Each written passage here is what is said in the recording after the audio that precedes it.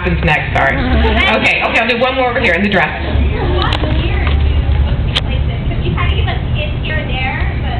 I'm not trying to set them in any particular year. I'd like them to feel sort of current, and I know that can't last forever. There's going to come a point in time when people are going to be like, how long ago was it they used to make Volvos? You know, I have some things that are going to date me, but I've tried really hard to make them, like I don't put in the names of bands or the music that they're listening to because I'm kind of trying to keep it so it just feels current. So like in the front of the movie, it should say in the present day. You know how movies do that? 10 years ago. This is in the present day. Okay. Red jacket.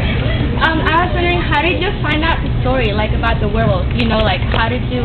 Do you mean their backstory? Yeah. The werewolf's backstory is something I made up.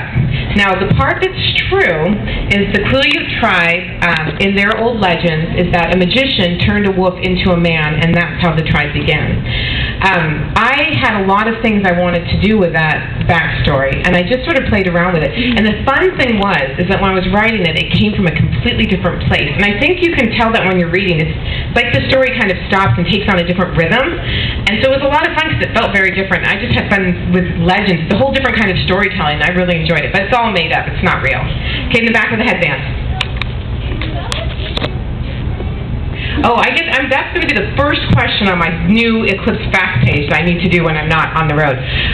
Jacob Black did not imprint on Bella. Okay. And the way that we can be sure about this is because if he had imprinted on Bella, what would have been different in New Moon?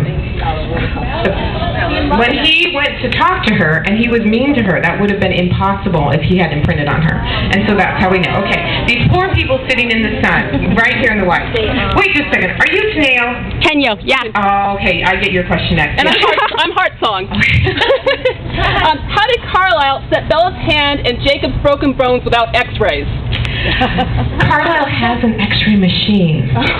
So with Bella's, he was able to do that. With Jacob, it was just a matter of, these are big breaks we're talking about. It was just a matter of getting them straight before they could heal up crooked. So it was kind of a matter of, you know how in the Old West they used to bite on the leather and then we'll rip your arm straight? Yeah, good time. Good time.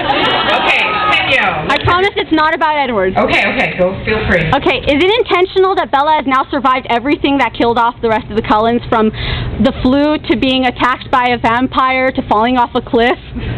It's not entirely intentional that Bella has kind of survived all these different things, but it does work out nicely. Thanks for pointing out the symmetry. Okay.